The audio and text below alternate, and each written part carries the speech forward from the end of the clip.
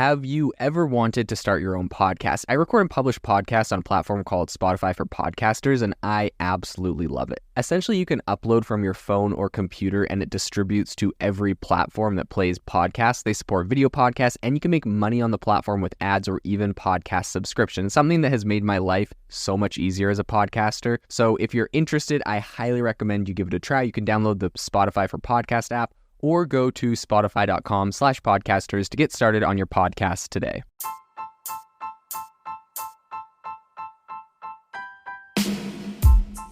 Welcome to the Chat GPT podcast. I'm your host, Jaden Schaefer. Each episode, we dive into the latest developments in the exciting field of artificial intelligence, exploring its applications and potential impacts on our daily lives.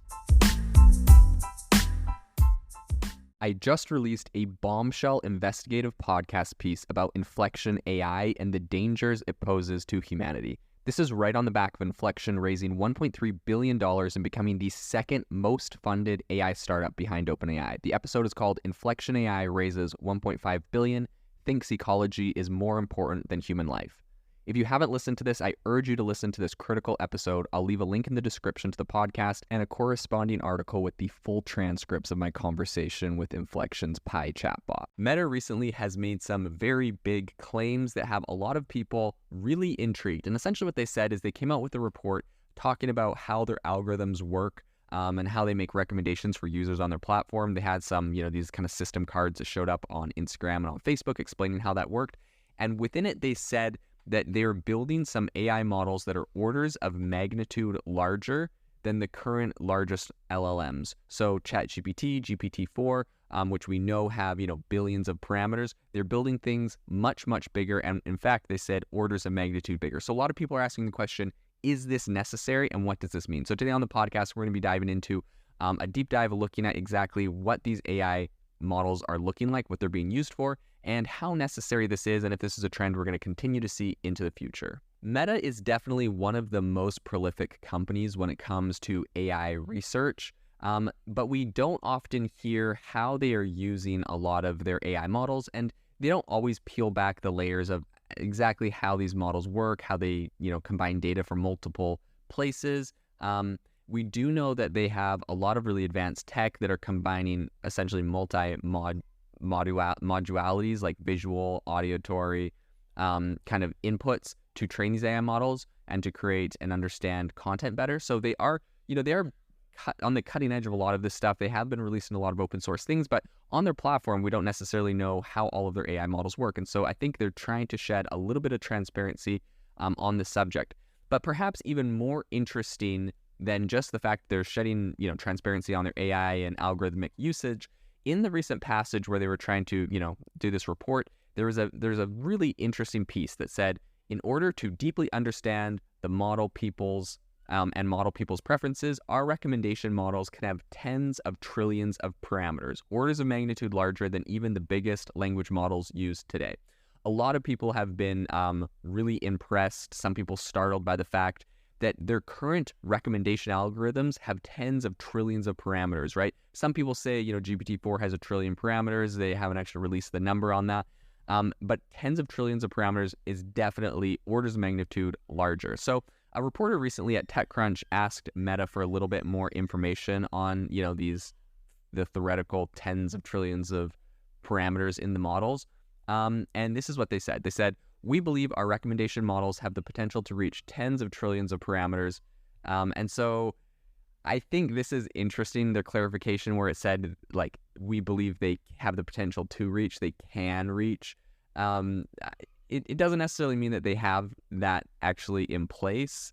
So I think that is, I don't know, I think that's something that to take with a grain of salt and to focus on. But I think the broader question is, why does this matter? And I think that Meta has spent years trying to convince critics that it takes, issues like data privacy and misinformation very seriously, even when sometimes people criticize it as being really slow to act in those departments. But right now, it appears that Meta is really focusing on addressing these concerns as soon as they possibly can, all of these concerns around AI. And this was something that's interesting that was said by Meta's president of global affairs. His name's Nick Clegg. He said, "This is a part of a wider ethos of openness, transparency, and accountability. with rapid advances taking place with powerful technologies like generative AI, it's understandable that people are both excited by the possibilities and concerned about the risks. We believe that the best way to respond to those concerns is with openness. So obviously this is kind of Meta's new approach. They're really focusing on open source and being open in these, talking about the way that they are developing AI, the way that they're using AI. And I think that this is something that is really, really important in the industry and in the space right now. And I think what's really kind of driving this news right now and why people are talking about Meta in this light at the moment is because they just recently released 2 sets of documents. The first one is really this detailed set of explainers showing everyday users how its algorithms are recommending things to them. And the second is an overview of how it uses artificial intelligence to power its content recommendations. So beyond just the algorithm, but specifically the content recommendations. And essentially, the company kind of lays out which signals and predictive models it uses to help recommend personalized content to users. And examples of these different signals could include basic account information. So they take into account things like location-related information, device information, if you have an iPhone or an Android and what version you have. Your preferred language obviously can play a big factor, as well as data about your friends, pages that they follow, and groups that they are in. So it's kind of interesting because it goes beyond just things that you've told, Meta that you're interested in or they've seen you engage with, but they look at who your connections are, where they're engaging, and they know that those are areas that will probably be interested or potentially interesting to you. So they also do that, which kind of, this is a total side tangent, but it's kind of interesting. There's a quote that you are like the sum of your 5 best friends or whatever, the 5 people you spend your most time with. It's kind of interesting because in this case, you literally are that to the algorithm. The people that you spend the most time with or interact with the most online, you will inevitably get served content related to them. So that's very interesting. So I think we're kind of looking at this and what's going on here. If we're trying to read between the lines or something like that.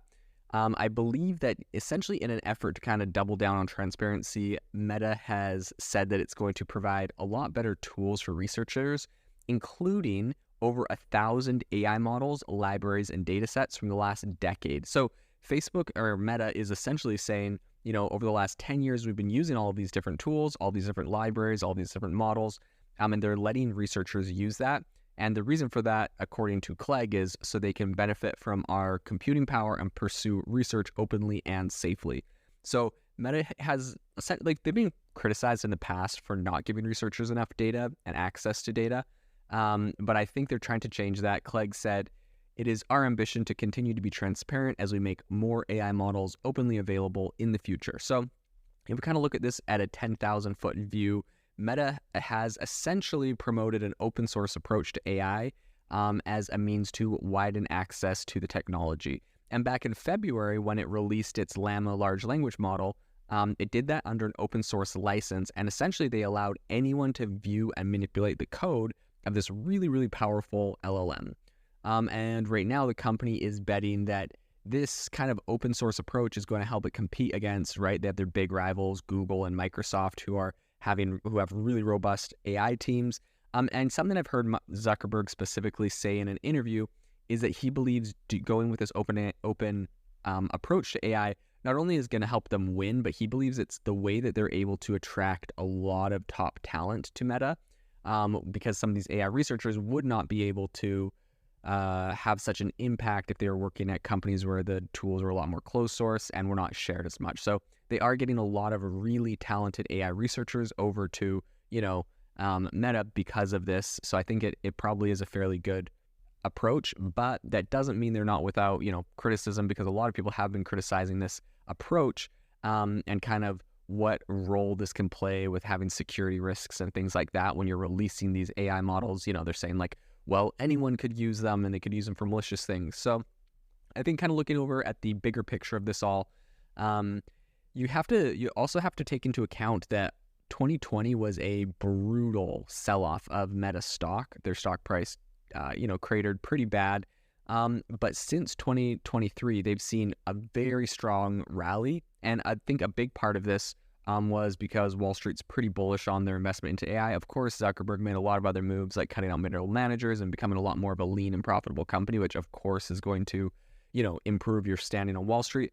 But I do believe that, as we're looking at companies that are being successful right now, these are ones that are embracing AI, and Meta 100% is one of those players. They've had a lot of really impactful AI technologies that they have come out with. And so I think they really are a very big player in this field. So if we're looking at, what regulators are thinking globally, a lot of them are really skeptical about big tech and if they can handle AI responsibly, if, what regulations need to be put in place. And I think Facebook, Meta is keeping that in mind. They're trying to, maintain the fact that they're very open source with this and kind of set themselves up as an anti-Google, even OpenAI at this point with the openness that they release around a lot of their tooling. So I think if we're kind of looking at the bottom line for now, it would appear that Meta seems to be dodging a lot of this regulatory scrutiny around artificial intelligence.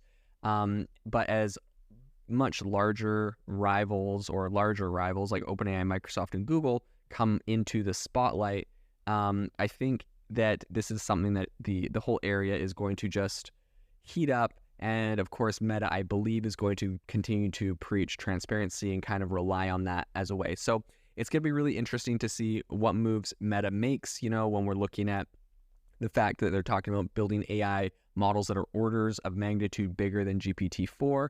I think this is going to be a very interesting space to watch. If they came out with a language model like ChatGPT, I think that would be very, very interesting for the industry, especially when they have such massive data sets, right? So something that I think a lot of people don't think about or give Meta enough credit for is from the very beginning, Meta was one of these companies that shut down access to, their platform. Right now, we're seeing Twitter and Reddit and other companies scrambling because OpenAI essentially used an API to scrape their entire websites, their entire platforms, and took all of their content and integrated it into GPT-4 or other AI models.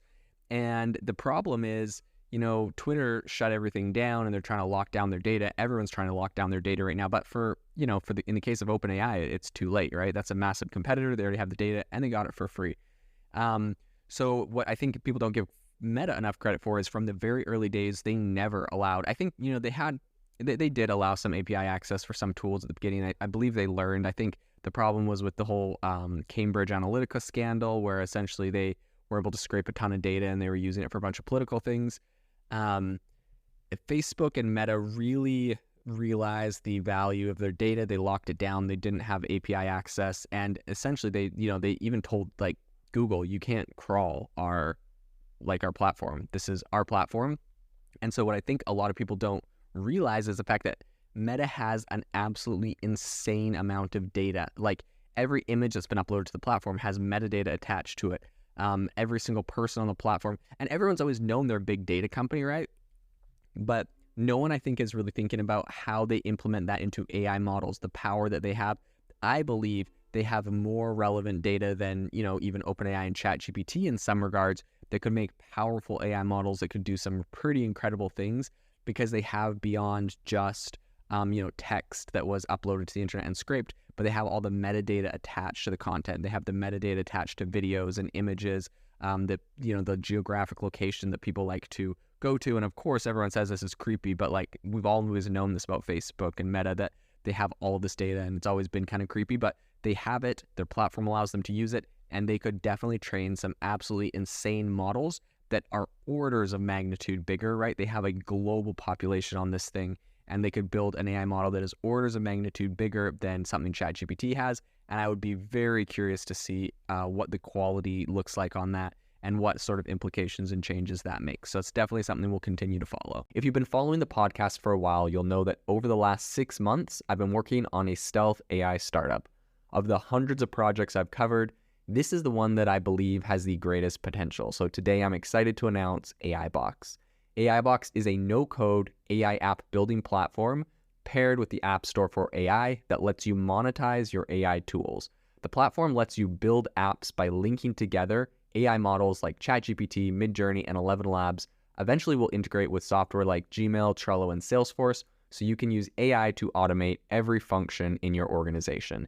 To get notified when we launch and be one of the first to build on the platform, you can join the waitlist at aibox.ai. The link is in the show notes.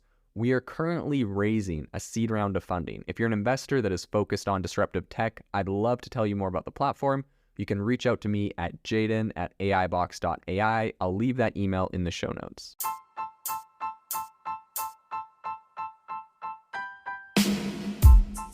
You've been listening to the Chat GPT podcast. Make sure to rate us wherever you listen to your podcasts and have a fantastic week.